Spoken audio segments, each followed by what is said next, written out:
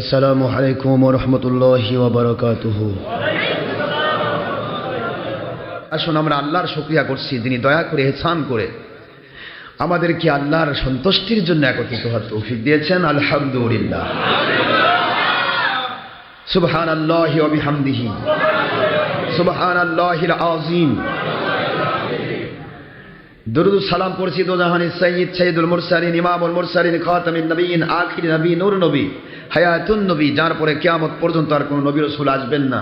যিনি হায়াতুন নবী মানে এখনো তিনি আল্লাহর দিদারে মশগুল হয়ে এখনো তিনি রওজা পাকে আমাদের জন্য ইস্তেগফারে রত আছেন। এখনো তিনি রব্বি হাবলি উম্মতি বলছেন, এখনো ফাসাব্বিহ বিহামদি রাব্বিকা ওয়াস্তাগফির ইন্নাহু কানা তাওয়াবা। এই আয়াতের মিসদাক হিসেবে আমার নবীজিকে আল্লাহ বলেছেন, আমার বন্ধু আপনার উম্মতের জন্য আপনি আমার কাছে তাওবা করুন, ইস্তেগফার করুন, আপনার তওবা তো আমি কবুল করবই, আপনার উম্মতের গুনাহ আমি মাফ করে দেব। সেই নবীজির উপর দরুদ সালাম পড়া দরকার আছে না নাই? দরুদ সালামের তো বিরোধী এখন আমরা যেখানে যাই সেখানে দুইটা প্রশ্ন পাই, একটা হলো হুজুর নবীর মাটির মানুষ, আরেকটা হলো মিলাদ কিয়াম চলবে না। এইটা বেশি পাচ্ছি। তবে ইদানিং আবার হয়েছে ফরজ নামাজের পর হাত তুলে মোনাজাত নামাজের অংশ না। যত দিন যাচ্ছে তত, তারপর আবার আসতেছে কালেমার সাথে মুহাম্মদুর রাসূল লাগান যাবে না।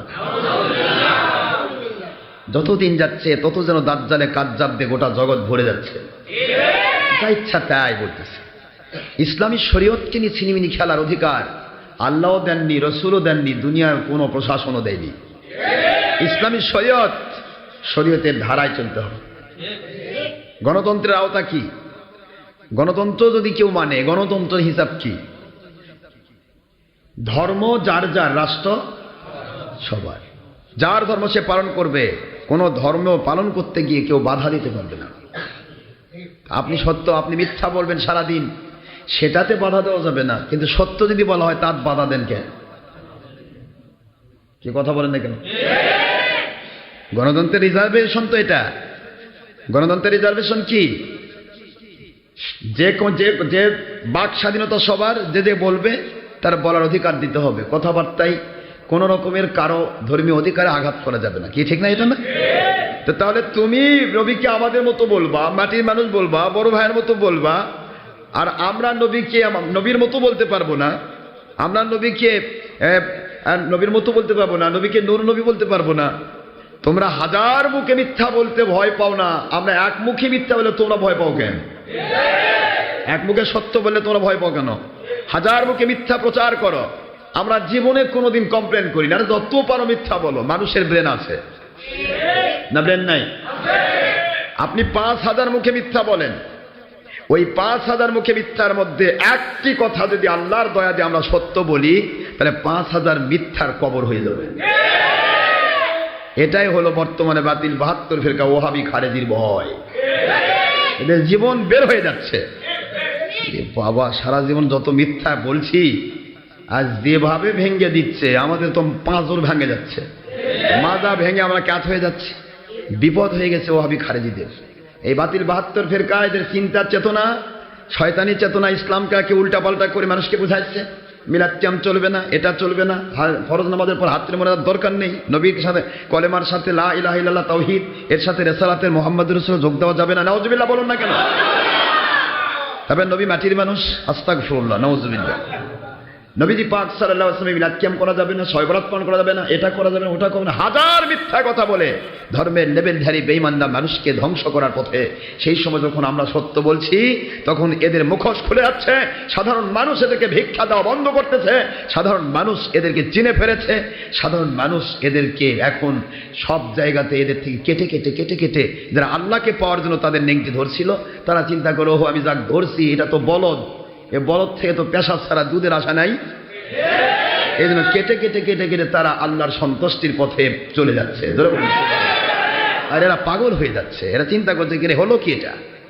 ৪০ বছর ৫০ বছর ধরে একটা মানুষকে তৈরি করলাম বাতিল পথে, আজ হঠাৎ করে একটা ওয়াজ শুনে মানুষ তার পথে ধূপ দিচ্ছে। ব্যাপারটা কি?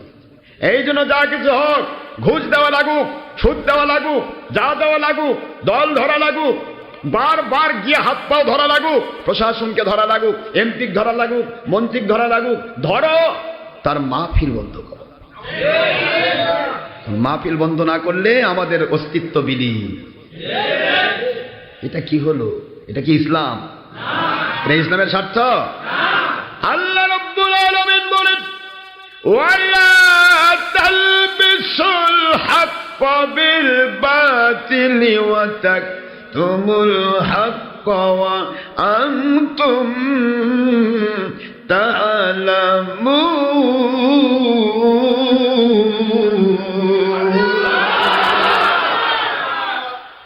আল্লাহর আদেশ মানবেন না? আল্লাহ বলতেছে যে খবরদার, সত্যকে মিথ্যার সাথে মিক্সার করো না। সুবহানাল্লাহ বলো। ওয়ালা তালবিসুল হাক্কা বিল বাতিল, সত্যকে মিথ্যার সাথে মিক্সার করো না। হালালকে হারামের সাথে, সত্যকে মিথ্যার সাথে, যাবতীয় অন্যায়কে ন্যায়ের সাথে তোমরা কখনো মিক্সার করো না। আর তোমার ব্রেন সায় দিচ্ছে, তোমার মন সায় দিচ্ছে, তোমার প্রাণ সায় দিচ্ছে, তোমার বিবেকের আদালত বারবার তোমাকে রায় দিচ্ছে ভিতর থেকে, এটাই সঠিক, তুই ব্যাঠিক। এটাই সঠিক, তুই ব্যাঠিক। তুই 2 নম্বরই করতেছিস, তোর ব্রেন ছাই দিল। আল্লাহ বলেন খবরদার, খবরদার, সত্যকে জানার পরেও সত্যটাকে গোপন করো না। কি কথা! আমার মালিক বলতেছেন সূরাতুল বাকারা 2 নম্বর সূরা, 1 নম্বর পারা, 5 নম্বর রুকু, 42 নম্বর আয়াত। আল্লাহ বলছেন সত্যকে মিথ্যার সাথে মিক্সার। সত্যকে মিথ্যার সাথে মিক্সার করলে কি হবে? হালাল হারাম উল্টা পাল্টা করলে কি হবে? সঙ্গে সঙ্গে সে ব্যক্তি কোরআন হাদিস অস্বীকারী বেঈমান। এই জন্য আল্লাহ মানে সাবধান, যেটা যেখানে আছে সেখানে রাখো। পারলে তুমি মানো ভালোটা, না পারলে তুমি 2 নম্বর হও, সেটা তোমার ব্যাপার। 2 আর 1 মিক্সার করো না। মদ আর দুধ মিক্সার, মদ আর দুধ মিক্সার করলে অপকার কি হয়? দুধ খোর আসে, মদ খোর হয়ে যায়।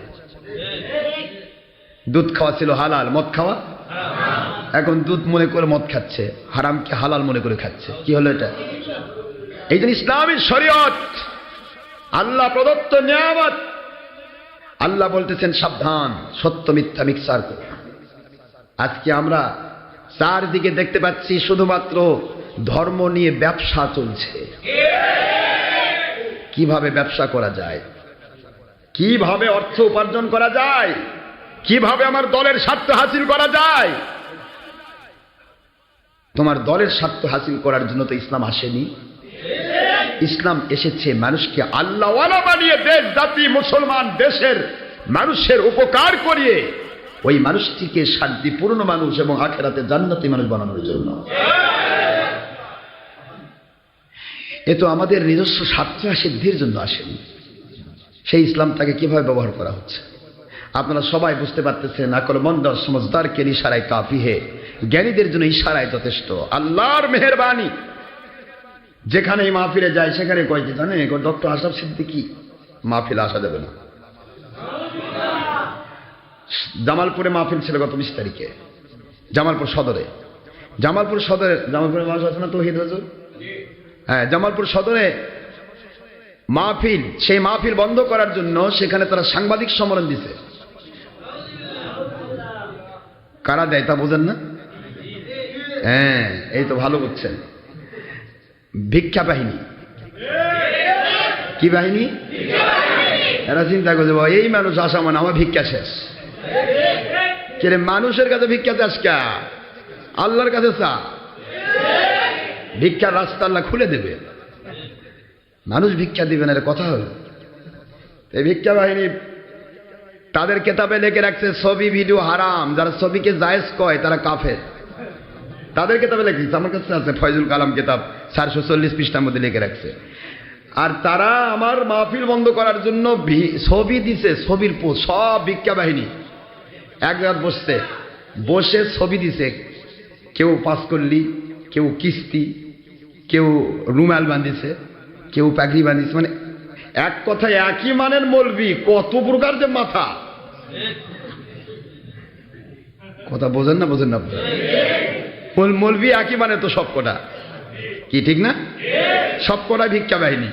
একজনের মাথা কিস্তি, আরেকজনের মাথা মন্দির, আরেকজনের মাথা রুমাল দিয়ে বানিয়েছে, ভাগ্য ভালো লুঙ্গি দেওয়ান দেনি, তারেক ভেজাল হতো। কে কি বান্ধিছে? একই মানের মৌলবি, মাথা কয় প্রকার। তাহলে আল্লাহর হাবিব কয় প্রকার মাথা নিয়ে চলছে দুনিয়া? কথা বোঝেননি? তা আমি চিন্তা করলাম যে তোমরা কি মানো ইসলাম, এক তোমাদের মাথা নিয়ে যদি জিজ্ঞাসা করি বাবা দলিল দাও, তো কে আমার দলিল দেওয়া পারবো না। ছবি তুলছে, রীতিমতো পোস্ট দিছে পত্রিকা, আমার ছবি তুলে গেছে ডক্টর আশরাফ সিদ্দিকীকে জামালপুরের মাটিতে পা দিতে দেওয়া হবে না। মানে এখন জামালপুরের মাটি, বাংলাদেশের মাটি, সমস্ত বাতিল 72 ফেরকা ভিক্ষুকদের ঘাঁটি। এরা কিনে নিছে সব। কি বলেন আপনারা? কথা বলেন নাকি? যত উৎপাত তত মজা। আপনি যদি মাজলুম না হন তাহলে আল্লাহর গয়বে মদদ আসবে না। উৎপাতের মজা কত দেখছেন? ওই যে আমাদের হুজুরেরা আছেন, আল্লাহর মেহেরবানি পুরা জামালপুর যেন ভেঙ্গে আসছে মাহফিলে।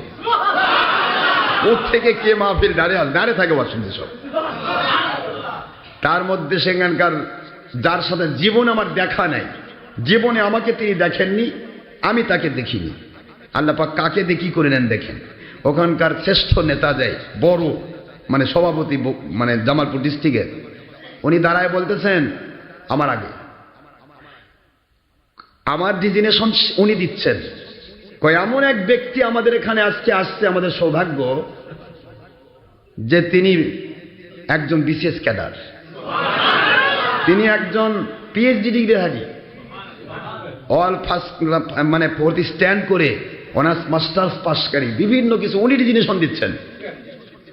সেখানকার মূল গোটা ডিস্ট্রিক্টের যে মাথা, সে দিচ্ছে ডিজিনেশন। কি দিছে না? ডিজিনেশন দিয়ে বলতেছে আমরা সব দিক থেকে লক্ষ্য করে দেখেছি, ওনাকে আমি দেখছিলাম না, কিন্তু দেখে বুঝলাম ডক্টর আশরাফ সিদ্দিকী একজন খালিস আল্লাহর ওলি। হ্যাঁ,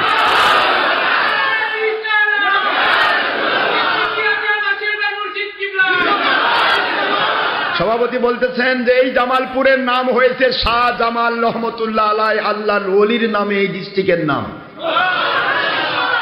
আমি কিন্তু কোনো গল্প করি না, ওখানে যা বসে আছে মাহফিলে ঢুকছি, এখন আলোচনা হবে, তার আগে মূল প্রধান অতিথি যিনি তিনি আলোচনা করছেন। কষ্ট হচ্ছে নাকি আপনাদের? আলোচনার মধ্যে বলতেছেন যে আমি একটি কথা বলবো, এই জামালপুর হলো শাহ জামাল রহমতুল্লাহ আলাইহি আল্লাহর ওলির নামে এই জামালপুরের ডিস্ট্রিক্টের নাম।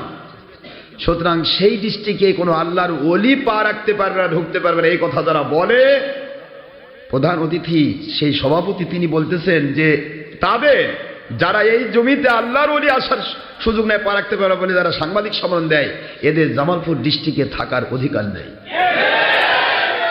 আমি তো কেউ না, আমি তো শুধু গেছি মাহফিল করতে, আমার মালিক করে নিচ্ছেন। চারদিকে মানুষের ঢল, পাগলের মতো তারা সকলেই আল্লাহ পাকের দয়া আমার হাতে বায়াত হয়ে গেছে। সুতরাং বাতিল 72 যত নড়বে তত সত্যের বিজয় ঘটবে। ঠিক না? ঠিক না? আল্লাহ রাব্বুল আলামিন বলেন ইয়া আইয়ুহান নাবিয়্যু হাসবুকাল্লাহু ওয়া মান ইত্তাবা'আকা মিনাল মুমিনিন।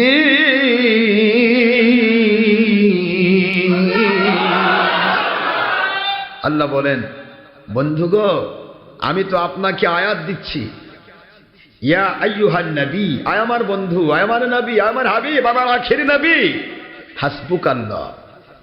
পৃথিবীর যে কোনো প্রান্ত থেকে যে কোনো সমস্যা হোক, আমি আল্লাহ আপনার জন্য যথেষ্ট। নবীজির জন্য কে যথেষ্ট?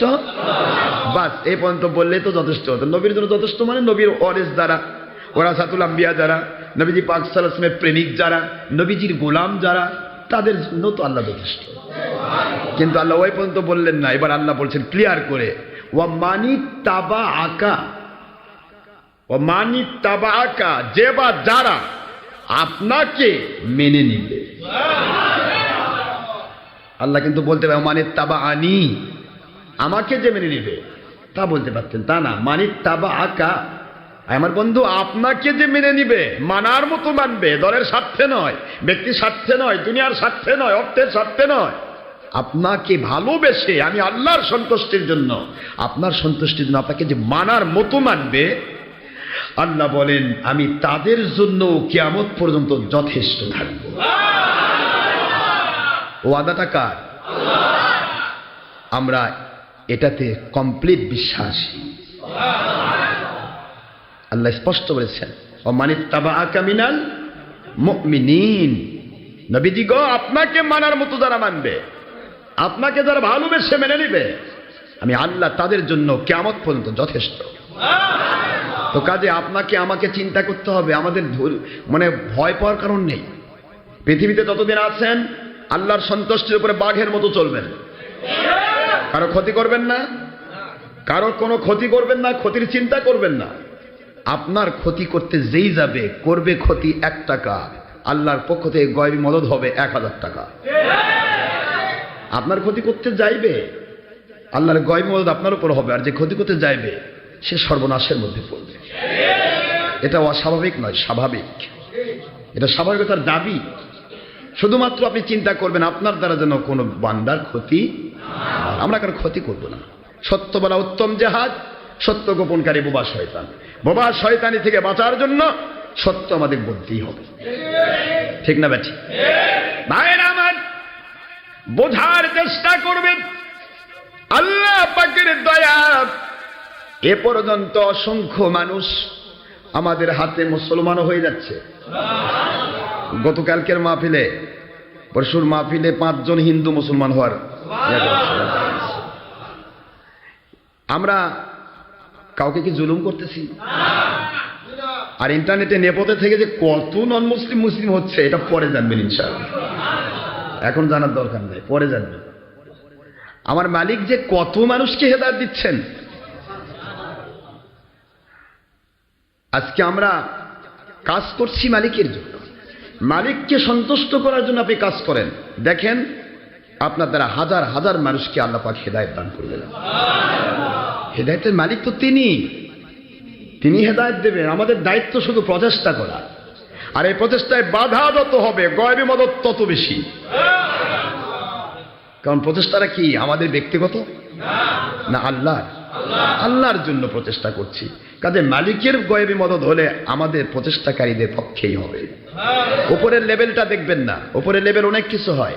আপনারা দেখতে পেয়েছেন হুজুর পাক সাল্লাল্লাহু আলাইহি ওয়াসাল্লামকে বয়কট করা হয়েছে, জানেননি আপনারা? আল্লাহর নবী সাহাবীদেরকে এমন ভাবে বয়কট করা হয়েছিল, ছাগলের মতো পায়খানা করেছে, পাতা খেয়েছে, গাছের পাতা খেয়েছে। কেন? আল্লাহর হাবিব হুজুর পাক সাল্লাল্লাহু আলাইহি ওয়াসাল্লাম তো স্টিল ছিলেন, তিনি জান্নাতি খাবার খাওয়াতে পারতেন না? কিন্তু নবীজি বলেন আমি আজকে জান্নাতি খাবার খাওয়াবো, এমন একটা টাইম আসবে আমার উম্মতের উপরে, তখন তারা শিখবে কিভাবে? তারা যেন বুঝতে পারে যে নবীর সাহাবী যাদের জন্য জাহান্নাম হারাম, জান্নাত ওয়াজিব, একজন সাহাবীকে আল্লাহ জাহান্নাম দেবে না, আল্লাহ ওয়াদা করেছেন। একটু জোরে সুবহানাল্লাহ পড়বেন না? ইয়াউমা লা ইউখজিল্লাহুন নাবিয়্যা ওয়াল্লাযীনা আমানু মাআহু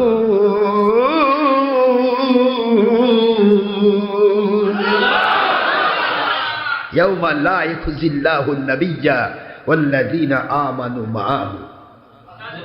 সূরা তাহরিম 8 নম্বর আয়াত 28 পারা। আল্লাহ পাক বলেন কিয়ামতের ডে অফ জাজমেন্ট, বিচার দিবসে আমার নবীর সাহাবীদেরকে আমি আল্লাহ পাক লাঞ্ছিত করব না।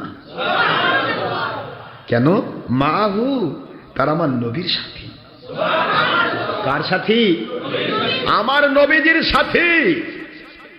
আমার নবীর সাথীর সাথে আমি দুর্ব্যবহার করব না। কোরআনের বাণী দিয়ে আল্লাহ সার্টিফিকেট দিয়ে দিয়েছেন। সেই সাহাবায়ে কেরাম পাতা খেয়েছেন, আপনারা কয়দিন পাতা খেয়েছেন? এই বাবা, তাহলে ভয় পাচ্ছেন কেন? অনেক রকমের দয়া তো আল্লাহ করেছেন আমাদেরকে। তখন তো হুজুরের মাথাতে সে দিত নারী ভিড়ি চাপায়, উটের নারী ভিড়ি চাপায় দিচ্ছে। হুজুর পাক সাল্লাল্লাহু আলাইহি সাল্লাম তিনি শ্বাসরুদ্ধকর অবস্থায় পড়েছেন। কিন্তু আপনাদের কি কোনোদিন নারী ভিড়ি দিয়েছে নাকি? আমাদের কাছে আসবারই শ্বাস পায় না। কি বুঝতেছেন আপনারা? আল্লাহর হাবিবের উপরে নারী ভুড়ি চাপিয়ে দিয়েছে কি জন্য? আপনাকে আমাকে শিক্ষা দেওয়ার জন্য। জীবন চলার পথ বড় কঠিন, সত্যের উপরে চলা বড় কঠিন। আপনি অসত্য পথে চলেন, সবাই আপনাকে বাহাবা দেবে।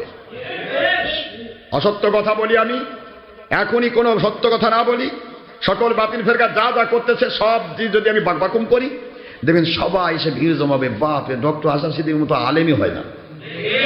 আমাদের পক্ষের মানুষ পারে, সব আমাদের পক্ষের। দেখবেন যে 5 তলা 10 তলা দিয়ে জায়গা দিতে পারতেন না, ভিড় জমে যেত। কিন্তু আমার দরকার বাছাই করে কোন মহল্লায়, কোন জেলায়, কোন থানায়, কোন গ্রামে, কোন অজপাড়াগা, কোন আপনার চরের ভিতর কয়জন আমার মালিকের পক্ষে আল্লাহর সন্তুষ্টির জন্য জীবন চালাতে চায়, ওই মানুষগুলিকে খেলাফতের পক্ষে এক করা। আল্লাহ বাছাই করবেন, আল্লাহ পাক বাছাই করে নেবেন। এই বাছাই করার দায়িত্ব, এইটুকুই আমাদের দায়িত্ব। কাকে কবুল করবেন তিনি ভালো জানেন। আল্লাহর নবীগণ জীবনে কোনোদিন গুনাহ করেন নাই, গুনার চিন্তাও কোনোদিন করেন নাই। গুনাহ করলে যে আল্লাহ পাক নারাজ হন, এই কথাটাই তাদেরকে সব সময় কাবু করে রাখত।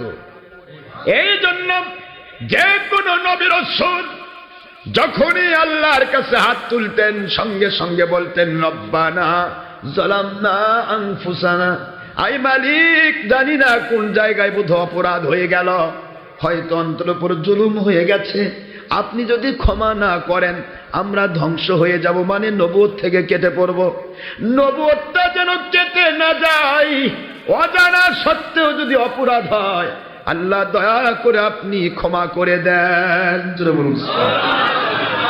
গুনাহ নাই, তারপরও নিজেদেরকে কোন পজিশনে, ইন্নী কুনতু মিনাজ জালিমিন, আল্লাহ জালিমদের অন্তর্ভুক্ত হয়ে গেছি আমি। আসলে কি জালিম নাকি নবীরা?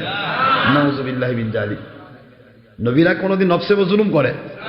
কিন্তু আল্লাহর কাছে আজ যে সারিভাবে নিজেকে তুলে ধরার অর্থ নবী রাসূলগণ বুঝায় দেন দুনিয়ার মানুষেরা, জীবনে কোনোদিন গুনাহ করলাম না, তারপরেও আমার মালিকের কাছে কেঁদে কেঁদে নিজেকে ছোট বললাম।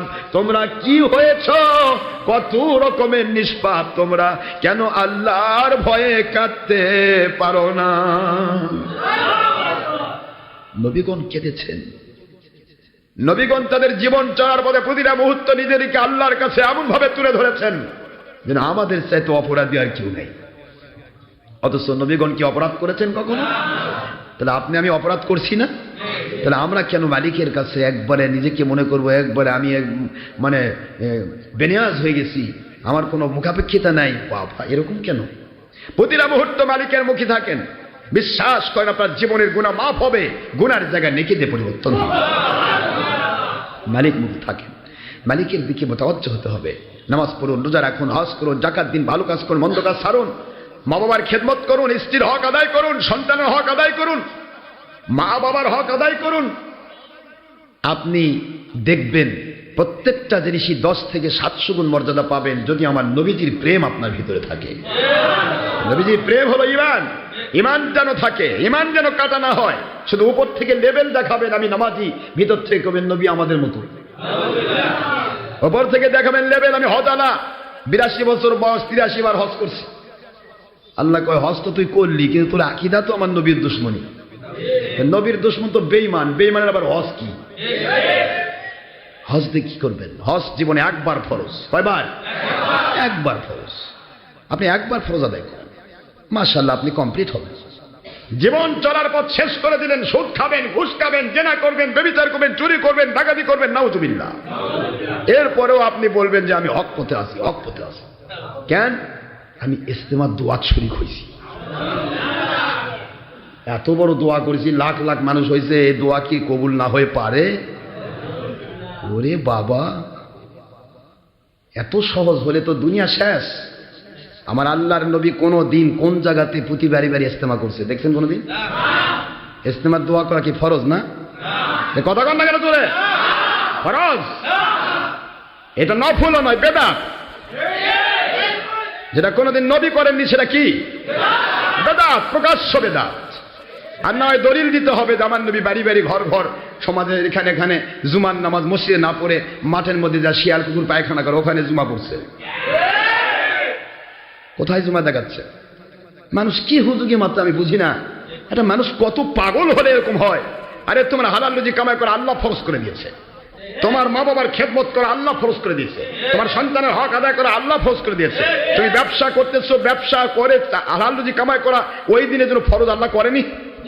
তাহলে ব্যবসা বন্ধ, চাকরি বন্ধ, লেখাপড়া বন্ধ, সব বন্ধ। গোটা দুনিয়ার মানুষের মধ্যে জ্যাম সৃষ্টি করে মানুষের জীবনে একটা মানুষ ঢাকায় যাবে 5 ঘন্টায়, সে মানুষ 10 ঘন্টা রাস্তায় ঘুরে বেড়াচ্ছে। কত মানুষের অফিস সমস্যা, কত মানুষের কি সমস্যা, সব সমস্যা সৃষ্টি করে তুমি সব ফরজ ইবাদত বাদ দিয়ে, তোমার হালাল রুজি কামাই করা ছিল ফরজ, ব্যবসা চালানো ছিল ফরজ, চাকরি করা ছিল ফরজ, সেটা বাদ দিয়ে তুমি যাচ্ছ বেদাত একটা আমলের জন্য। দোয়া যদি নফলও ধরেন, নফল আগে না ফরজ আগে? ফরজ ছেড়ে দিয়ে, অসংখ্য ফরজ ছেড়ে দিয়ে আপনি দোয়া ধরে যাচ্ছেন নফল। এই কথা বলার অধিকার আমার নেই? কি হয়েছে? নফল ইবাদতকে টিকানোর জন্য ফরজ তর্ক করবেন, মাথার তাগড়ি পরবেন, পাছায় কাপড় নেই, কি কোন আপনার কি হবে নাকি?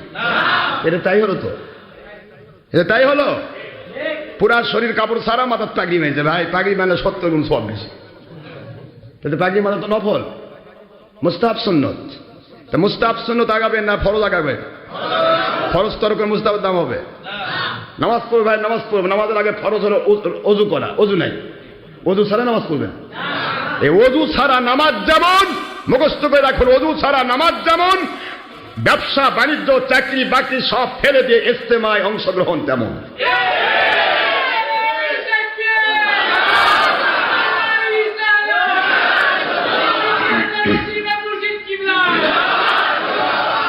কেন বুঝতে পারছেন না মুসলমান? হুজুগে মাথা বাঙ্গালি হওয়া যাবে না। ইসলাম ইসলাম মানার জন্য এসেছে, ইসলাম কোন দলের স্বার্থে আসেনি। যাক, সত্যকে গোপন করার কারণে, সত্য জানার পরেও আমাদের মাহফিলগুলি বাধা দেওয়ার চেষ্টা করেছে সবচাইতে বেশি এই সয়সুলি ইলিয়াসি তাবলিগি। কোরআনের মাহফিল বাধা দেওয়ার চেষ্টা করে যারা, তারা পাকা মুসলমান না? বাবা, পাকা মুসলমান। এই পাকা মুসলমানের সাথে যারা আছেন থাকেন, দেখা হবে আল্লাহর কাছে। কয় নম্বর মুসলমান আপনি? কোরআনের মাহফিলের পক্ষে শুয়োর কুকুর চতুষ্পদ জন্তু জানোয়ার পর্যন্ত কোরআনের মাহফিলের পক্ষে আল্লাহর কাছে দোয়া করে। আর সেই মাহফিল বন্ধ করার জন্য ঘুষ দিচ্ছে, সেই মাহফিল বন্ধ করার জন্য বারবার প্রশাসনের কাছে দৌড়াচ্ছে, এসপির কাছে, ডিসির কাছে, ওসির কাছে, অমুকের কাছে, এমপির কাছে, মন্ত্রীর কাছে। যেভাবেই হোক ওনার মাহফিল বন্ধ করেন। তোমরা যদি হিম্মতারা হতে, আমি তোমাদের পায়ে হাত দিয়ে বলি, তোমাদের যদি দলিল থাকতো, হিম্মত নিয়ে বলতে, স্যার আমরা জানতে চাই ডক্টর আশরাফ সিদ্দিকী যে কথাগুলি বলছে সঠিক কিনা, আমরা হয় তাকে তওবা করাই, নয়তো সে আমাদের তওবা করা, তাহলে তো হয়ে যায়। যেখানেই মাহফিল দেখতেছে, এই মাহফিলে আসলে তো আমাদের সব শেষ। মাহফিলের আগেই কি করে মাহফিল বন্ধ হয়? এটা কি আল্লাহওয়ালার কাম? পাকা মুসলমান। ইবলিস চায় না সত্য কথা প্রচার হোক, ইবলিস চায় ধর্মের লেভেলধারী বেঈমানদের গোটা জগৎ ভরে যাক, সারা জগতের মানুষ এক জায়গায় হয়ে দোয়া করবে। আমার আল্লাহ বলেছেন আমি দোয়া কবুল করব না, কারণ তুই আমার নবীর দুশমন। নবীজিকে আমাদের মতো বলা নবীর মহব্বত, নবীকে বড় ভাইয়ের মতো বলা মহব্বত। নবী হারাম করেছেন ছবি, মূর্তি, ভিডিও, আর আপনি ছবির মধ্যে ডুবে আছেন। ছবি ছাড়া আপনাদের কোনো কিছুই হয় না, এটা মহব্বত? নবীর মহব্বত না? নবী বলেছেন মহিলারা করনা ফি বুয়ুতিকুন্না, কোরআন শরীফ সূরাতুল আহজাব 33 নম্বর সূরা 33 নম্বর আয়াত 22 নম্বর পারা ফার্স্ট পেজ। আল্লাহ বললেন আমার মহিলারা যারা তোমরা ঘরের প্রকোষ্ঠে অবস্থান করো। এই যে আমাদের মহিলারা ঘরের প্রকোষ্ঠে আছে না, নাকি মাঠে নিয়ে আসছি আমরা?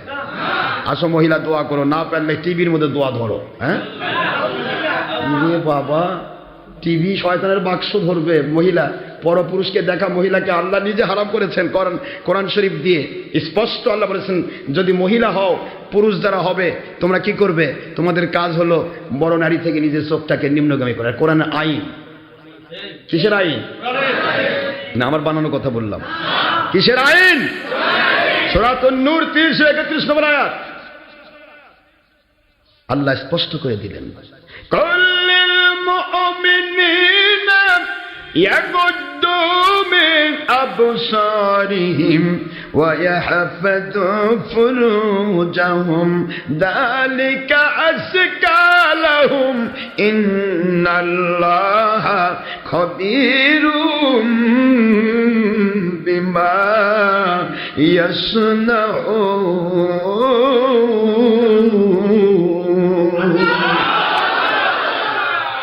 وقل للمؤمنات يغضضن من أبصارهن ويحفظن فروجهن। কোরআন শরীফ সূরা নূর 30 ও 31 নম্বর আয়াত, 18 নম্বর পারা, 24 নম্বর সূরা।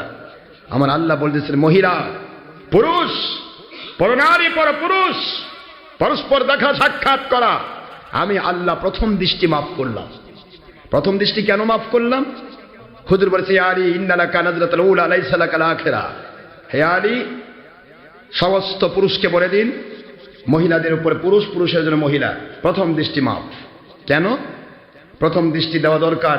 এই মেয়েটা আমার বোন কিনা, আমার ভাগ্নি কিনা, আমার মা কিনা, আমার ভাতিজি কিনা, এ আমার মেহমানদারির আশা করে কিনা। কি কথা কি বোঝা গেছে? এই জন্য মেয়েটাকে শনাক্ত করার জন্য প্রথম দৃষ্টি মাপ। পুরুষ মহিলাও তাই, মহিলা একটা পুরুষকে দেখলে প্রথম দৃষ্টি মাপ। কেন? ওই লোকটা আমার বাবা কিনা, আমার ভাই কিনা, আমার মামা কিনা, আমার শ্বশুর কিনা, আমার খালু কিনা, আমার ফুপা কিনা, তাকে আমার বাড়িতে নিয়ে গিয়ে মেহমানদারি করা দরকার আছে কিনা। এই শনাক্তকরণের জন্য প্রথম দৃষ্টিটা ইসলাম মাফ করেছে। পরদৃষ্টি হচ্ছে হায় আছে লো করো, শনাক্ত শেষ, এখন লো করো, হায় আছে লো, লং আছে ডিফার, অবনত করো। কোরআনের আইন মানা হয়ে যাবে ফরজ ইবাদত। কোরআনের আইন কি? ফরজ ইবাদত হয়ে যাবে। বারবার শয়তান ধোঁকা দেবে। পরনারীর দিকে দেখতে, পরপুরুষ পরনারীর দিকে দেখতে, পরনারী পরপুরুষের দিকে দেখতে।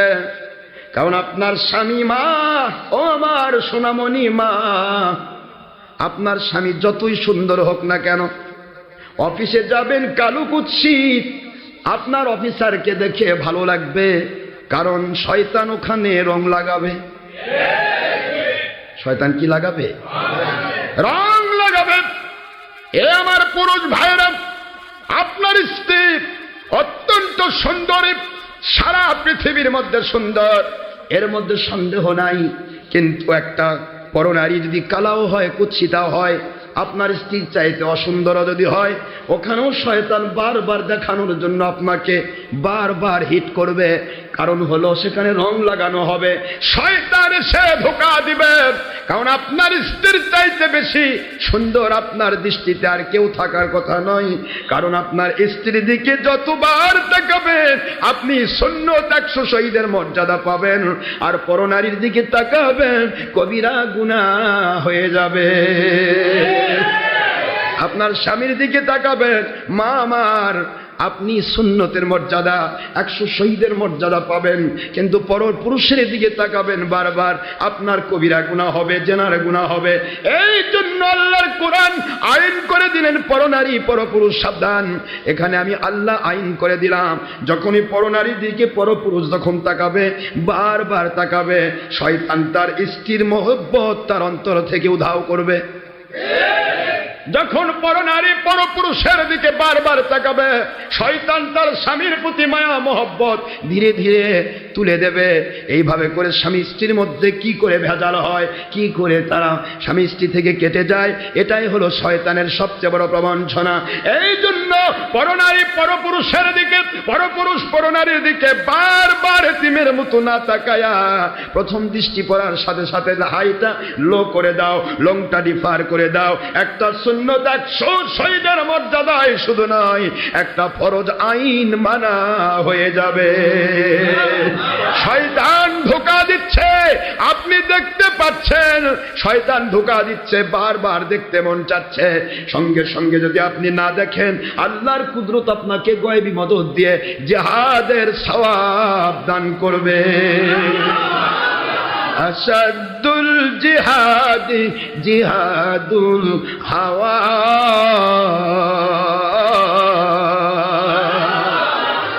উত্তম জিহাদ হচ্ছে আপনার নফসের সাথে জিহাদ করা। নফস যাচ্ছে, রং লাগাচ্ছে হারাম কাজ করতে, আল্লাহকে ভয় করে ফিরে আসুন, জিহাদের সব পাবেন। বারবার তাকালে কবিরা গুনাহ হবে, এই কথা আল্লাহ বুঝায় দিলেন। পীরদেরকে বলবো, পীরেরা আপনাদের পায়ে হাত দিয়ে বলবো, পীর হয়ে পড়ো, নারীর চেহারার দিকে তাকাবেন না। পীর যদি আপনি আল্লাহওয়ালা হতে চান, আল্লাহর কোরআনের আইন শরীয়ত, নবীজির হাদিসের আইন শরীয়ত, শরীয়তকে অমান্য করে পীর হওয়া যাবে না। শরীয়তকে অমান্য করে ওলি হওয়া যাবে না। শরীয়তকে অমান্য করে আপনি হক্কানি রব্বানি আলিম হতে পারবেন না। কারণ শরীয়ত হলো দুধ, দুধের ভিতরে দুধ যদি আপনার কাছে থাকে, দুধের ভিতর থেকে পনির বের করা যায়, দুধের ভিতর থেকে প্রচেষ্টা করে ঘি বের করা যায়, মাখন বের করা যায়, দুধের ভিতর থেকে বিভিন্ন কিছু উপাদান বের করা যায়। কিন্তু দুধই যদি অস্বীকার করেন, পনিরও পাবেন না, ঘিও পাবেন না, মাখনও পাবেন না। এক কথায় দুধ নাই, কিছুই নাই। শরীয়ত নাই, মারেফত নাই, হাকিকত নাই, তরিকত নাই। শরীয়ত হচ্ছে মারেফত, তরিকত, হাকিকত, তাসাউফের মূল বিষয়বস্তু। জোরে বলুন সুবহানাল্লাহ।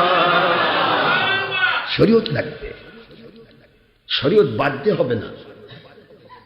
এখন আমরা চিন্তা করতেছি কিছু পীর সাহেব এরকম হয়তো থাকতে পারে, কই মেয়ে মানুষ মানে যখন পুরুষের কাছে, স্বামীর স্ত্রীর কাছে, মানে হুজুরের কাছে যখন বায়াত হবে, তখন সে হয়ে গেল মেয়ে।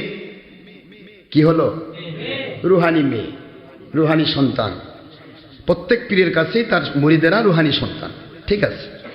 তাই রুহানি সন্তান হলে তাহলে তার সাথে দেখা সাক্ষাৎ করা যাবে? মহিলা সন্তান, ঠিক আছে।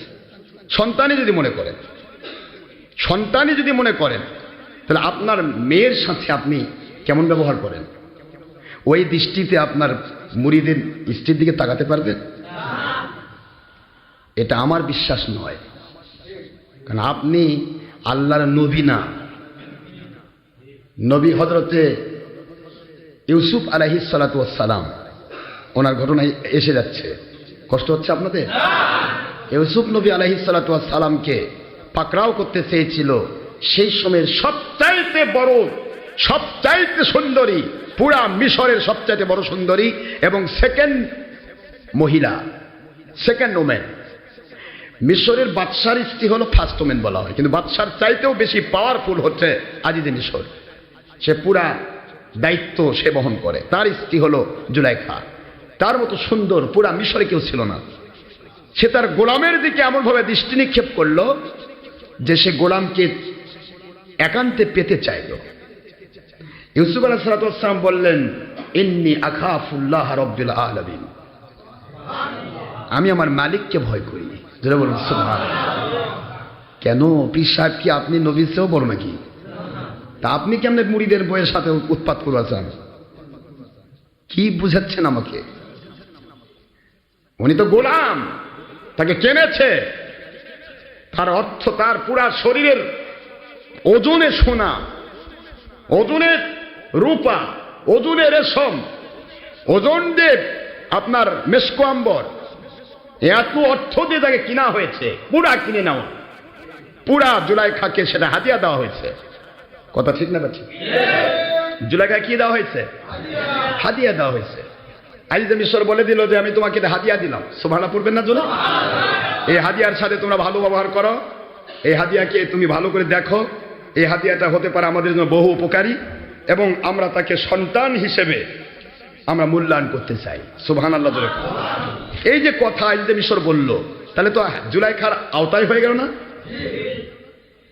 তৎকালীন সময়ে গোলাম যে হতো, খুব বোঝার চেষ্টা করবেন, মেয়েদের গোলাম পুরুষ, আর কোনো পুরুষের গোলাম বাদী যদি মহিলা হতো তাহলে এটা একবারে স্ত্রীর মতোই কেনে নেওয়া হতো। স্ত্রীর সাথে যে ব্যবহার করে ঠিক সেম ব্যবহার তারা গোলামের সাথে করত। কথা কি বোঝা গেছে? এটাকে তারা জেনা বলতো না। কি বলতো না? এটা জেনা বলতো না, কারণ কিনে নিয়েছি। একটা স্ত্রীকে আমি বিয়ে করি কেন? তাকে আমি মোহর দিয়ে ইসলামী শরীয়ত মোতাবেক বিয়ে করে নিয়ে এসেছি, যার কারণে সেটা আমার জন্য হালাল। কি কথা কি বোঝা গেছে? তা আমি তো পুরা মেয়েটা কিনে নিলাম, সেই সময়ের কথা। ইসলামী শরীয়তে কিন্তু গোলামবাদী পজিশন জায়েজ নেই, হারাম। এরকম মনে থাকবে। কিন্তু সেই সময়ের শরীয়ত ইয়া ছিল যে গোলাম হলেই তার কাছে সে বিক্রি হয়ে গেল, অর্থাৎ সে যা ইচ্ছা তাই করতে পারবে। তার আপাত মস্তক তার কাছে কি হয়েছে? বিক্রি হয়ে গেছে। এই বিক্রি হওয়া মানুষও জুলাইখা তো সে তো কিনে নিয়েছে, তাকে ডাইরেক্ট বলতেছে জুলাইখা সাবধান, আমি আমার মালিককে ভয় করি। তুমি আমার কেনা, তুমি আমাকে কিনতে পারো, কিন্তু আমার মালিকের চাইতে বড় পাওয়ার তোমার না। মালিক আমাকে সৃষ্টি করেছেন। চিন্তা করতে পারেন না? মন খারাপ হচ্ছে আপনাদের?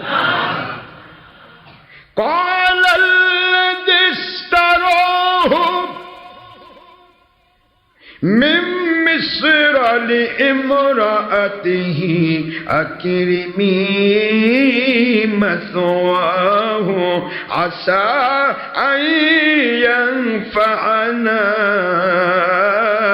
ونتخذه ولدا।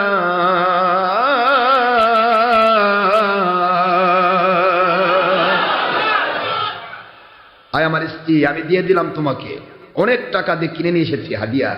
এই হাদিয়া তোমাকে দিলাম, একে ভালোভাবে সুন্দরভাবে পরিচর্যা করো। সুবহানাল্লাহ বলেন।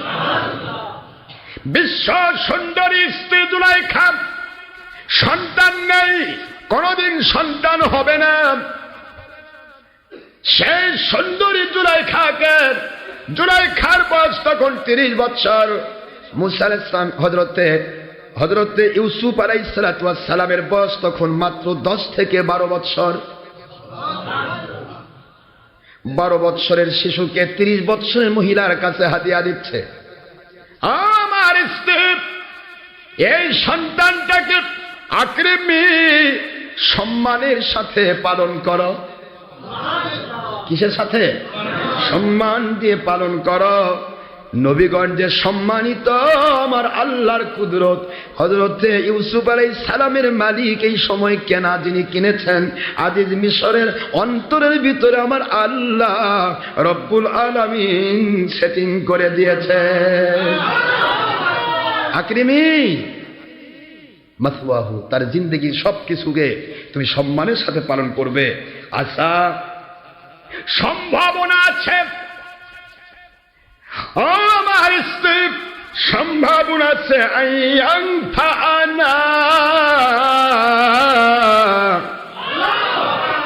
এই সন্তানটি আমাদের প্রভূত উপকারে আসবে, এই সন্তান আমাদের প্রভূত উপকারী হবে। আও নাত্তাখিদাহু ওয়ালাদা,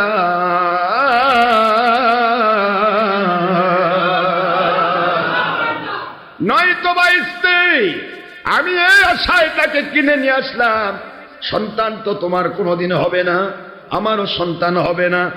আমরা এই মুহূর্তে এই শিশু সন্তানটাকে নিজেদের সন্তান বানাতে চাই। নাত্তাখিদাহু, আমরা গ্রহণ করব হু, তাকে ওয়ালাদা, সন্তান হিসেবে। এইভাবে আল্লাহ বলে নবী ইউসুফ আলাইহিস সালামকে আমি তার কাছে ন্যস্ত করে দিয়ে কাদা ওয়া কাযালিকা মাক্কান্না লিইউসুফা ফিল আরদি ওয়ালিনুআল্লিমাহু মিন তা'বিলিল আহাদিস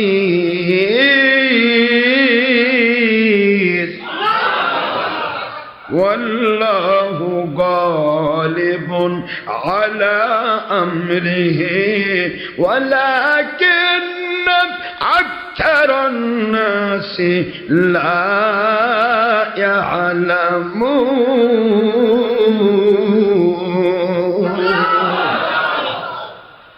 আল্লাহ বলেন আমি এইভাবে করে তাকে গোটাই মিশরের রাজত্বের দায়িত্ব আমি তাকে দান করলাম। কিভাবে দান করেছি পর্যায়টা লক্ষ্য করুন। আপনারা গতদিন শুনেছেন বিচার তিনি করলেন চোরের, কি মনে আছে তো? চোরের বিচার করলেন ছোট্ট শিশু, বেঁচে গেল নিরপরাধ একজন মানুষ, যাকে এই অপরাধটা গ্রহণ করতে হতো, মাথায় নিয়ে সারা জীবন তাকে যাতা করে মতো পিষতে হতো।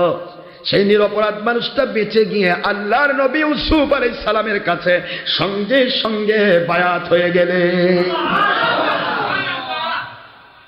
আপনি সাধারণ মানুষ না, আপনি শিশু। আর নবিয়্যু নাবিয়্যান লাউ কানা সাবিয়্যা, আপনি শিশু। তারপর আমি বুঝতে পেরেছি আপনি অনেক বড় মানের মানুষ। কাজে আমি আপনার খোদার প্রতি ঈমান আনলাম, আপনার প্রতি মহব্বত করলাম। সুবহানাল্লাহ জোরে বলুন। পুরা রাজপ্রাসাদ ইউসুফ আলাইহিস সালামের করতলে চলে আসতেছে। এদিকে তত্ত্বাবধায়ক হানিফার তো তার একবারে বলেছি গত জুমাতে, হানিফার বলল বাবা আমার কোনো সন্তান নেই, আপনি আমাকে বাবা হিসেবে জানবেন, আমার কাছ থেকে বাবার সন্তানের মর্যাদা আপনি পাবেন। ইউসুফ আলাইহিস সালামের ব্যাপারটা আমি আপনাদেরকে দীর্ঘদিন ধরে বলতেছি এই কারণে, এখানে আমাদের জন্য সামাজিক শিক্ষা আছে, রাষ্ট্রীয় শিক্ষা আছে। আমাদের জীবনের যত চড়াই উতরাই পেরিয়ে, ঘাত আঘাত প্রতিঘাত পেরিয়ে যে আল্লাহওয়ালা হতে হয় এবং আল্লাহর কাছে দাবি হওয়া যায়, এই সব শিক্ষা সূরা ইউসুফের মধ্যে আছে। জোরে বলুন। এই জন্য আমি আপনাদের বলছি আমার ভাইরা, সেই ইউসুফ আলাইহিস সালাম কিনে নিলেন, কতগুলি টাকা দিয়ে ক্রয় করলেন, কতগুলি মনে নেই, 18 টাকা দিয়ে তো বেচছে ভাইয়েরা, 18 মতন তো 20 দিরহাম দিয়ে বেচছে ভাইয়েরা, ভাইদের কাছে দাম নেই। কিন্তু ইউসুফ আলাইহিস সালামের দাম হলো কোথায়? মিশরে, আজিজে মিশর। সে কিনলো তার ওজনে সোনা, ওজনে রূপা, ওজনে মেশক আম্বর, ওজনে রেশম। রেশম বোঝেন তো, সবচেয়ে দামি পোশাক। সেই রেশম, হাড়ির, এগুলি ওজন দিয়ে তাকে বিক্রি করল করে। ওদিকে ইউসুফ আলাইহিস সালাম তো এদিকে আছেন, এদিকে তার পুরা প্রতিপত্তি আল্লাহ পাক কুদরত থেকে বিস্তার করছেন। পুরা রাজপ্রাসাদের এমন কোন পুরুষ নেই, এমন কোন মহিলা নেই যে ইউসুফ আলাইহিস সালামকে দেখে পাগল হয়নি। যে দেখে সে পাগল হয়ে যায়। রান্না করতে যাচ্ছে, রান্নার ভাতের চাল হাড়ির মধ্যে না দিয়া ইউসুফ আলাইহিস সালাম দেখতেছে, হাড়ির মধ্যে না দেয়া নিজে পড়ে, হাড়ির মধ্যে চাল দিচ্ছে, চাল যায় নিচে, আরেকদিকে পড়ে যাচ্ছে। তত্ত্বাবধায়ক ভাই করছো কি? কয় যে চোখ গেছে ওই দিকে। এমন এক চেহারার মানুষ ইউসুফ আলাইহিস সালাম। সেই ইউসুফ আলাইহিস সালামের সাথে দুর্ব্যবহার করলো ভাইরা, কিন্তু এখন তার দাম আল্লাহ বাড়াচ্ছেন না। মালিক বিন জার ইসমাইল আলাইহিস সালামের বংশের মানুষ। মালিক ইবনে জার ইবনে আব্দুল্লাহ ইবনে ইসহাক ইবনে ইব্রাহিম আলাইহিস সালাম। যারা বলুন সুবহানাল্লাহ। সেই মালিক ইবনে জার রহমতুল্লাহ আলাইহি ক্রয় করে বিক্রি করলেন এতগুলি টাকা দিয়ে। ঘরের ভিতরে গিয়ে, আমি আগেই বলেছিলাম গত জুমার আগের জুমা, ঘরের ভিতরে গিয়ে তিনি চিন্তা করছেন এত টাকা পাইলাম এক গোলাম বিক্রি করে, দুনিয়াতে আর কিছু করা লাগবে না সারা জীবন। এত সোনা, ওজনে সোনা, 12 বছরের একটা মানুষের ওজন কত? 12 বছরের একটা মানুষের ওজন সোনা, রূপা, রেশম, মেশক আম্বর, এত অর্থ আমি কি করব? সারা রাত ধরে এগুলি চিন্তা করে। আর ওই জায়গাতে ফালেক বলতেছে, ওই মালিক ইবনে জার চিনতে পারলেন না ইউসুফকে। সারা জগৎ যদি নেওয়া হয় ইউসুফের বিনিময়, ইউসুফ বিক্রির জিনিস নয়। মালিক ইবনে জারের মাথা খারাপ হয়ে গেল। কি বলো তুমি? এত টাকা পাইলাম যাকে বিক্রি করি, তার ব্যাপারটা কেন তুমি এমন করে বলছ? ফালেক বলতেছে, হুজুর এই কাফেলার নেতা আপনি, কিছুই বলার ক্ষমতা আমার নেই। তবে আমি সেই দিন ইউসুফের উপর ঈমান এনেছি যেদিন ইউসুফ শুধুমাত্র রাস্তা দিয়ে হেঁটে যাচ্ছে। আমি লক্ষ্য করে দেখতেছি চারদিকের সমস্ত যেই দিক দিয়ে হেঁটে যায় উপরে ছায়া, মেঘ এসে ছায়া দিচ্ছে, আর যেই দিক দিয়ে যাচ্ছে সেই দিকে শুধুমাত্র লতা পাতা গাছগুলো জন্মাচ্ছে। আর আপনার এই ইস্তার খোদায় বিশ্বাসী আপনার এই কর্মচারী ইস্তার খোদার কাছে কেঁদে কেঁদে হয়রান হয়ে গেল, তার হাত ভালো হলো না। ইউসুফ আলাইহিস সালাম আস্তে করে গিয়ে তার হাতের উপর হাত দিয়া কেবলমাত্র হাত দিয়েছে, মুহূর্তের মধ্যে তার হাতের ব্যথাগুলি ভালো হয়ে গেছে। ইস্তার খোদার পূজারী বলল, আমার ইস্তার খোদারকে আমি আজ থেকে তাকে কমপ্লিটলি পরিত্যাগ করলাম। ইউসুফ গো, আপনার খোদার উপরে ঈমান আনলাম। ইউসুফকে আপনি চিনতে পারেন নাই, অর্থ দেখেছেন, সম্পদ দেখেছেন, ইউসুফ আলাইহিস সালামকে চিনতে পারলেন না।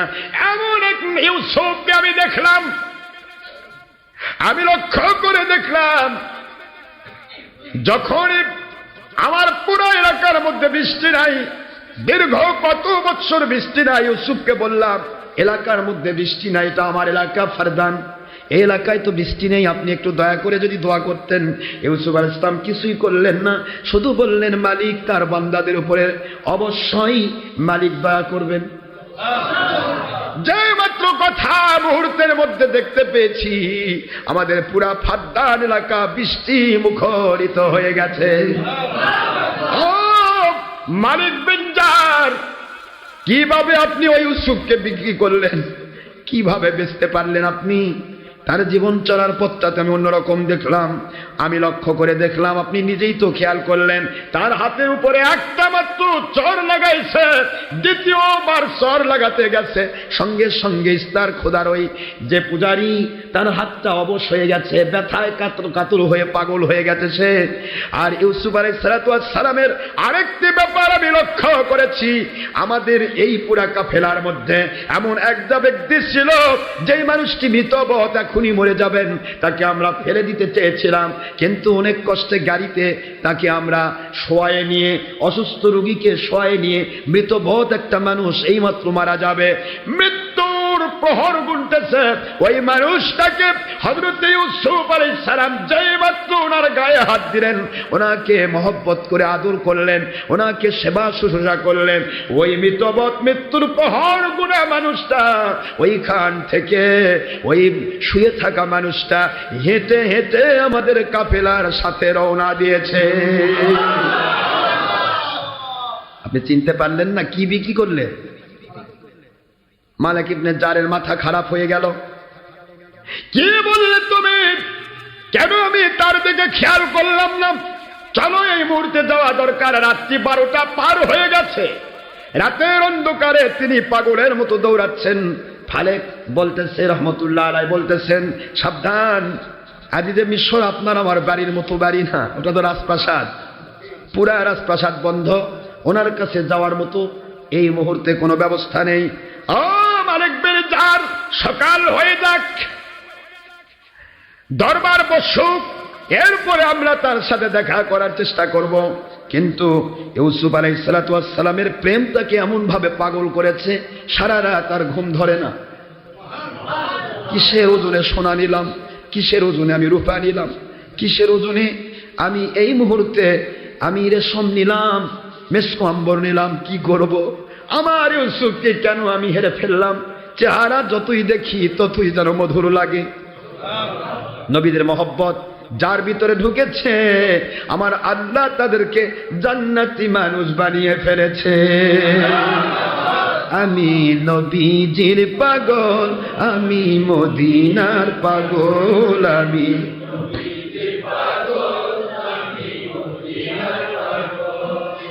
নবীজির পাগল যারা, আল্লাহ পাকের পাগল তারা, নবীজির পাগল যারা, কোরআন পাকের পাগল তারা, নবীজির পাগল যারা, আল্লাহর পাগল, আমি মদিনার পাগল, আমি নবীজির পাগল, আমি মদিনার পাগল, নবীজির পাগল যারা, কোরআন পাকের পাগল তারা। সুবহানাল্লাহ। আমার মুখে নবী নবী, দুই চোখে মদিনা মদিনার ছবি আমার মুখে নবী নবী, কোরআন পাকে নবী নবী, হাদিস পাকে নবী নবী, জান্নাতের ভিতর নবী নবী, পুলসিরাতে নবী নবী। ঠিক না বাছি? হাসরের ময়দান নবী নবী, জানাজার ভিতর নবীর দরুদ, নামাজের ভিতর নবীর দরুদ, কলেমার ভিতর নবী নবী, আমলের ভিতর নবী নবী, কবরের প্রশ্নে নবী নবী, দাফনের কাজে নবীর মিল্লাত। সুবহানাল্লাহ। আমার চোখে নবী নবী, দুই চোখে রওজার ছবি, নবীর জন্য দিতে রাজি, নবীর জন্য, নবীর জন্য দিতে রাজি জীবনের সকল। আমি মদিনার পাগল, আমি নবীজির পাগল, আমি মদিনার পাগল। আমার মুখে নবী নবী, দুই চোখে মদিনার ছবি, মদিনার ধুলি বালি, মদিনার রওজা পাকের ধুলি বালি, আমার নয়নের কাজল। আমি মদিনার পাগল, আমি নবীজির পাগল, আমি মদিনার পাগল, আমি নবীজির পাগল। নবীজির পাগল যারা, নবীজির আল্লাহর পাগল, আমি মদিনার পাগল, আমি নবীজির পাগল, আমি মদিনার পাগল, নবীজির পাগল।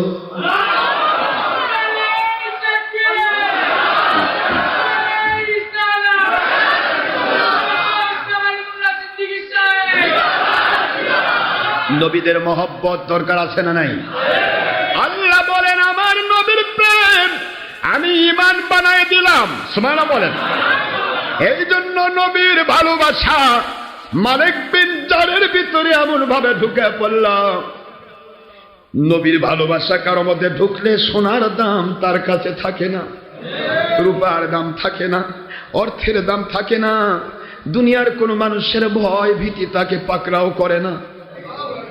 নবী প্রেম ঈমান, ঈমান আছে দুনিয়ার সব আছে, ঈমান আছে জান্নাত আছে, ঈমান আছে আপনার আমল আছে। নবী প্রেম ঢুকলো, পাগলের মতো দৌড়াচ্ছে, সকাল পর্যন্ত কাঁদে, কি বিক্রি করলাম অর্থ দিয়া, এটা কেমন কাজ করলাম, ভুল করে ফেলেছি, তাড়াতাড়ি করে যাওয়া দরকার। কিন্তু কিভাবে যাবে? আজিজ মিশরের বাড়ি তো ছোটখাটো বাড়ি নয়, বিশাল বড় রাজপ্রাসাদ, হাজারবার কতবার যে পাস নিতে হয়, এখানে পাস ওখানে পাস। কার সাথে দেখা করতে চান? প্রধানমন্ত্রীর সাথে। কি আপনি যা দেখা করে পাবেন না পাস লাগবে? এ মুসলমান, পাস নিতে নিতে এত কষ্ট হলো, লাস্টে প্রধান সেনাপতি রুদামুনের কাছে চলে গেল। রুদামুন সেনাপতি বলতেছে, কেন আমাদের প্রধানমন্ত্রীর সাথে আজিজ মিশরের সাথে দেখা করার বাসনা আপনার জাগলো? আমরা তো যারে তারে তার সাথে দেখা করার সুযোগ দেই না। কি ব্যাপার, আপনার এমন চিন্তা হলো কেন? এক কথায় তিনি বুদ্ধি খাটালেন। গতকালকে তিনি যেই মানুষটিকে ক্রয় করেছেন আমার কাছ থেকে, সেখানে টাকা পয়সা কিছু বেশি নেওয়া ছিল, ওই বেশি টাকাটা ফেরত দিতে এসেছি। এখন রুদামন ভাবছে বাবার প্রধানমন্ত্রীর কাছে আসছে টাকা দেওয়ার জন্য। অনেক টাকা বেশি নেওয়া ছিল, অনেক সম্পদ বেশি নেওয়া ছিল, ওই জন্য ওই গোলামের টাকাটা ফেরত দেওয়ার জন্য এসেছি। রুদামন ভাবলো এটা তো রাজপ্রাসাদের কাজ। ঠিক আছে আপনি থাকুন। চলে যাওয়া হলো আজিজ মিশর মিস্টার পতিফার কিতফিরের কাছে। বলা হলো আপনার কাছে যে গোলাম বিক্রি করেছে, ইউসুফ বিক্রি করেছে, সেই ব্যক্তিটা আপনার সাথে দেখা করতে চাই।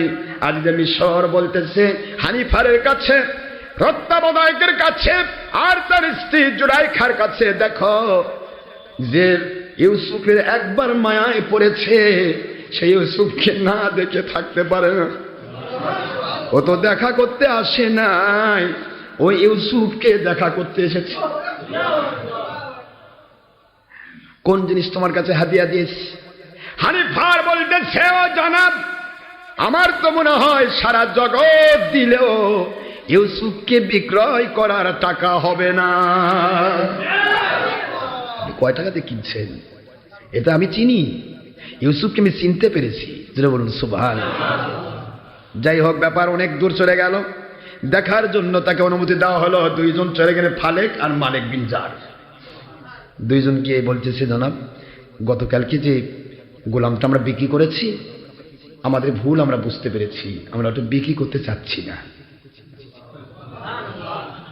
কি করতে চাচ্ছে না? জুলাইখার নজরে যে পড়েছে তাকে আবার ফিরে নেবে? জুলাইখা বলতেছে, তোমার কি মাথা টাথা খারাপ হয়েছে? যাকে একবার বিক্রি করেছো তার কোনোদিন ফেরত হয় না। তোমরা যদি চাও আরো কিছু টাকা চাও, দেওয়া হবে। কিতফির বলছে, প্রতিফার আজিজ মিশর বলতেছে, তোমরা ভুল করে ফিরেছো, অনেক আগে তোমাদের আসা দরকার ছিল। যদি চাইতে তৎক্ষণাৎ আসলে দেওয়া যেত, কিন্তু এখন তো অনেক দেরি হয়ে গেছে। এখন কি সম্ভব? তবে সম্ভব না। তোমরা যদি প্রয়োজন মনে করো আরো কিছু টাকা নিয়ে যেতে পারো, যদি টাকার সমস্যা মনে করো। কয়, না জনাব, আমরা আমাদের এই গোলামকে বিক্রি করতে চাই না, আমরা আপনার টাকাও চাই না, এই যে আপনার টাকা সব ফেরত দিলাম। পাগল হয়ে গেছে সবাই। কে এতগুলি সোনা রূপা, এত টাকা পয়সা পাইয়া কি কয়? ইউসুফের মধ্যে কি পাইল? কইলা সব ফেরত দিচ্ছি, আপনি ইউসুফকে দিয়ে দেন। সঙ্গে সঙ্গে অর্ডার হয়ে গেল। এদের মাথা খারাপ হয়ে গেছে, এদেরকে বন্দি করো। কি করো? বন্দি করে ফেলো। এরা খারাপ হয়ে গেছে মাথা, এরা টাকাও নেবে না, ইউসুফকে চাই, ইউসুফ তো দেওয়া যাবে না, যাও বন্দি হয়ে থাকো। কয় যে আমরা সারা জীবন বন্দি থাকতে চাই, কিন্তু ইউসুফকে বিক্রি করে অর্থ নিতে চাই না। জোরে বলেন না সুবহানাল্লাহ।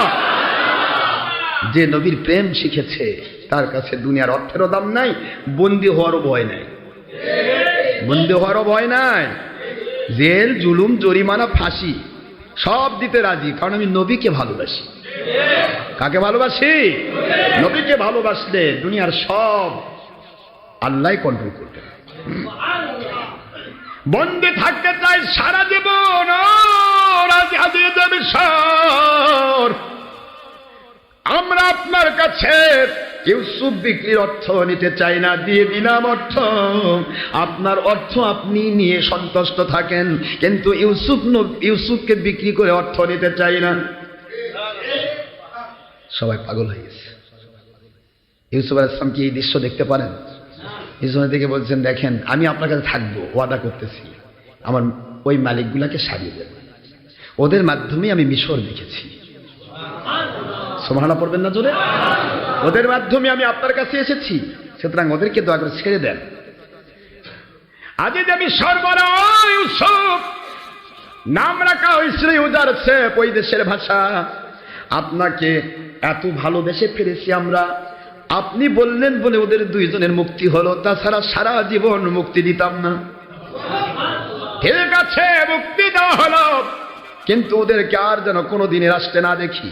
দুইজনের চিন্তা হলো, একবার আমরা ইউসুফের সাথে দেখা করতে চাই। নিকটতম একটা ঘর, আলাদা কিছু কথা বলবো।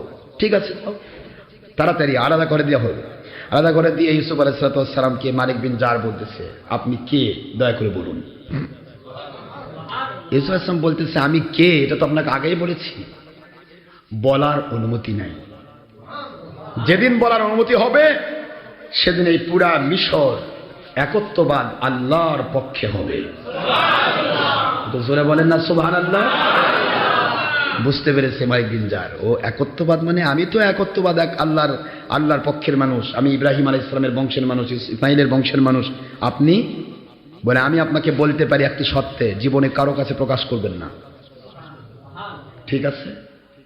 উনি হলেন মালিক ইবনে জার ইবনে আব্দুল্লাহ ইবনে ইসহাক ইবনে ইয়াকুব আলাইহিস সালাম, ইসমাইল ইবনে ইব্রাহিম আলাইহিস সালাম। মালিক ইবনে জার ইবনে আব্দুল্লাহ ইবনে আপনার ইসমাইল ইবনে ইব্রাহিম আলাইহিস সালাম। আর ইনি বলতেছেন আমি ইউসুফ ইবনি ইয়াকুব ইবনি ইসহাক ইবনি ইব্রাহিম আলাইহিস সালাম। দুইজনের বংশ ইব্রাহিমী, যারা বলুন সুবহানাল্লাহ, ইব্রাহিম। তখন উনি বললেন যে তুমি তো আমার ভাই, তাহলে তুমি নবী? আমি নবীকে বিক্রি করেছি অর্থ দিয়ে, আমার জীবনটা আমি নষ্ট করে দিয়েছি। ঠিক আছে, আমি সারা জীবন বন্দী থাকতেও প্রস্তুত, আমি আর এই দেশ ছাড়বো না যতক্ষণ পর্যন্ত আমি ইউসুফ নবীকে আমার হাতে না পেয়েছি। জোরে বলেন সুবহানাল্লাহ। মায়া মমতা কাকে বলা হয়? কাফেলাকে বিদায় করে দিয়ে তোমরা চলে যাও, আমি ইউসুফকে যতদিন আমার হাতে না পেয়েছি ততদিন আমি এই দেশ ছাড়ব না। এই মালিক বিন জার হবে হযরত ইউসুফ আলাইহিস সালাতু ওয়াস সালামের প্রধান। একটু জোরে বলবেন না সুবহানাল্লাহ। প্রধান বানাবেন উনি, কিন্তু সেই সময়টা নিতে গেলে তাকে কমের পক্ষে 1 নয় 2 নয় 12 আপনার 20-22 বৎসর তাকে কষ্ট করতে হবে। এই 20-22 বৎসর তিনি এই দেশে কষ্ট করে থাকলেন, কিন্তু তারপরে ইউসুফ আলাইহিস সালামকে উনি না পেয়ে উনি ওনার দেশে ফিরে যাননি। ভাইজান আমার, এই তো আল্লাহর নবীদের মহব্বত, ভালোবাসা। আমি আপনাদেরকে এইটুকু বলি, নবীর প্রেম যারা করেছে তাদের জীবনে দুনিয়ার কোনো অর্থের দাম, স্বার্থের দাম বা দুনিয়ার কোনো ভয় ভীতি কোনো কিছুর মূল্য নাই, কিছুই নেই। আমরা কি নবী প্রেমিক নই ভাইজান? আসেন আমরা নবীজির মহব্বতে ইসলাম মানবো। আমি যে কথা বলতে চেয়েছিলাম, ইউসুফ আলাইহিস সালাতু ওয়াস সালাম তাদের আন্ডারে থাকলেন। আন্ডারে থাকার পরে এবার জুলাইখা তার প্রতি ধীরে স্থিরভাবে তার প্রতি আসক্ত হতে লাগলেন। এই জুলাইখা যখন তাকে আগ্রহান্বিত তার উপর হলেন, ইউসুফ আলাইহিস সালাতু ওয়াস সালাম আল্লাহর কাছে বললেন, আমার মালিক, এই জুলাইখার এই রাজত্ব, এই রাজপ্রাসাদের চাইতে আমার কাছে জেল অনেক ভালো। কি ভালো? জেলখানা ভালো। আমার মালিক বলে, আপনি যখন জেলখানায় ভালো মনে করলেন, তাহলে আমি আপনাকে জেলখানায় কবুল করলাম।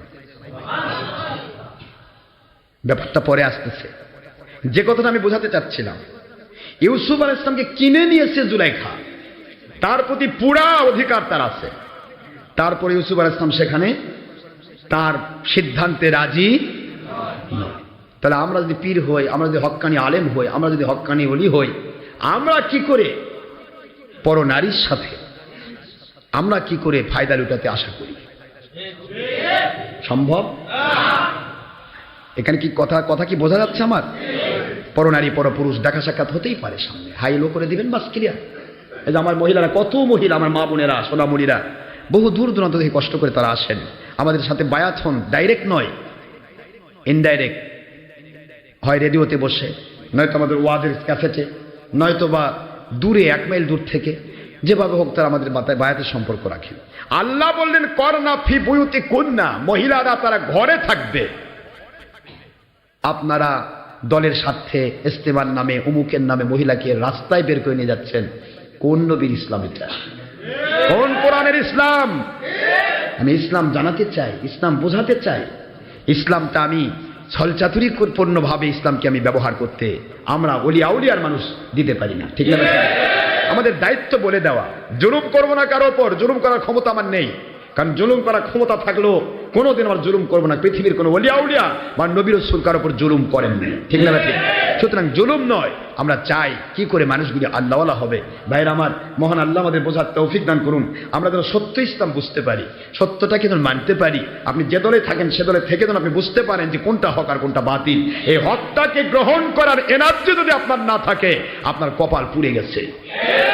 যাক কপাল পুড়ে, তবে আপনার কপাল পোড়ানে আপনি থাকেন, হকের দুশমনি করতে যান না। কারণ হকের দুশমনি যখনই করতে গিয়েছে মিস্টার আবু জেহেল ধরা পড়েছে। হকের দুশমনি যখনই করতে গিয়েছে মিস্টার নমরুদ ধরা পড়েছে। হকের দুশমনি যখনই করেছে তখনই মিস্টার ফেরাউন ধরা পড়েছে। 1200 450 বছর, 700 বছর, 1700 বছর রাজত্ব করার ক্ষমতা দিয়েও আল্লাহ পাক ধরেননি।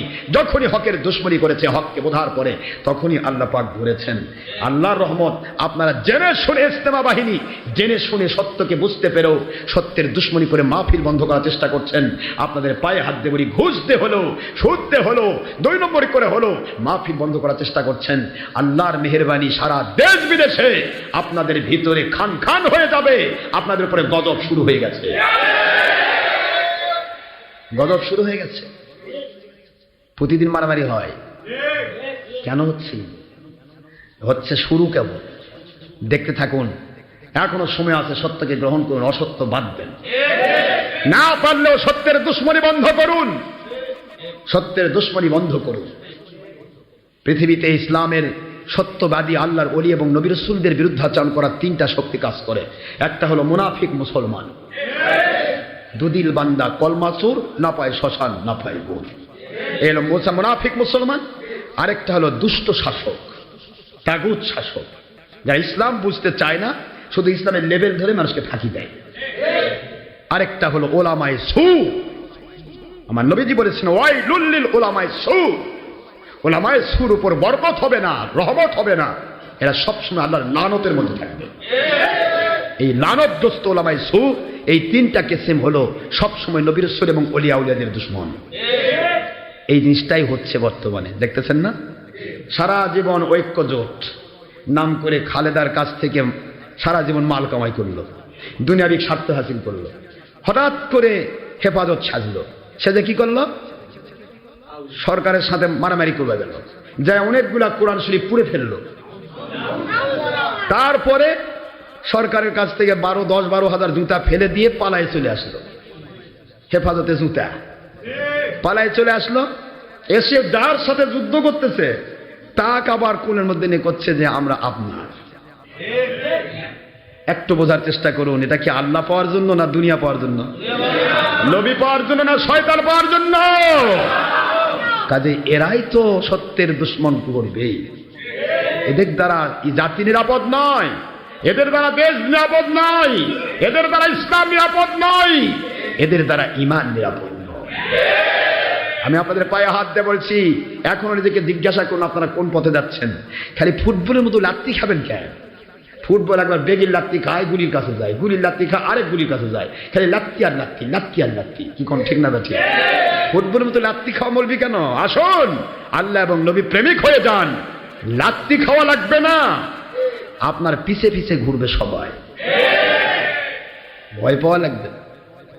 ওলামায়ে সুর কাজ হলো তারা শাসক গোষ্ঠীর কাছে খালি তাও কান্দাকাটি করবে, আর ওলামায়ে হকের কাজ হচ্ছে শাসক গোষ্ঠী তাদের কাছে যাতায়াত করবে।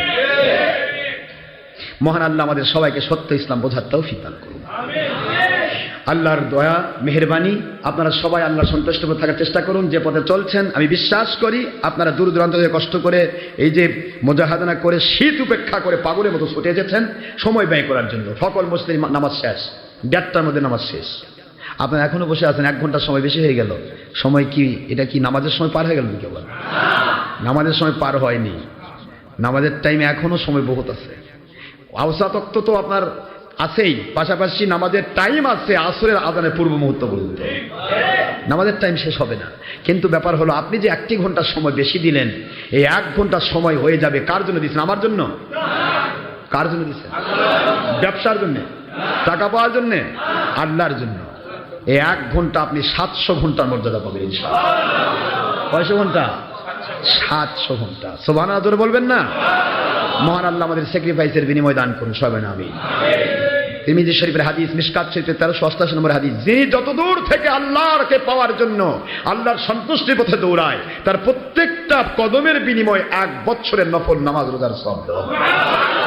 সুতরাং আপনি আমি ভুল পথে নেই ভাইজান। আল্লাহর দয়া আলহামদুলিল্লাহ পড়েন। এই আলহামদুলিল্লাহর মধ্যে আজকের জুমার বয়ান শেষ। মহান আল্লাহ আমাদের সবাইকে সত্য ইসলাম বোঝার তৌফিক দান করুন। ওমা আলাইনা ইল্লাল বালাগুল মুবিন। হাদা মা ইনদি মা ইয়ানফা'ু মা ইনদাল্লাহি রাসূলিহি সাল্লাল্লাহু আলাইহি ওয়াসাল্লাম। সুবহানাকা আল্লাহুম্মা ওয়া বিহামদিকা আশহাদু আল্লা ইলাহা ইল্লা আনতা আস্তাগফিরুকা ওয়া আতুবু ইলাইকা। যারা সুন্নাত নামাজ আদায় করেন নাই, অনুগ্রহপূর্বক ক্বাবলাল জুমা 4 রাকাত সুন্নতে মুআক্কাদা আদায় করুন। সময় 5 মিনিট। হযরত ইউসুফ আলাইহিস সালাতু ওয়াস সালাম আর জুলাইখার পরবর্তী ঘটনা সামনে জুমাতে হবে ইনশাআল্লাহ, যদি আল্লাহ তৌফিক দেন। আজকে জুমার মাহফিল আছে, যদি কেউ যেতে চান এখান থেকে বাস যাবে, এশা নামাজের সময় আপনারা এখানে এসে অ্যাটেন্ড করবেন। আসসালামু আলাইকুম ওয়া রাহমাতুল্লাহি ওয়া বারাকাতুহু।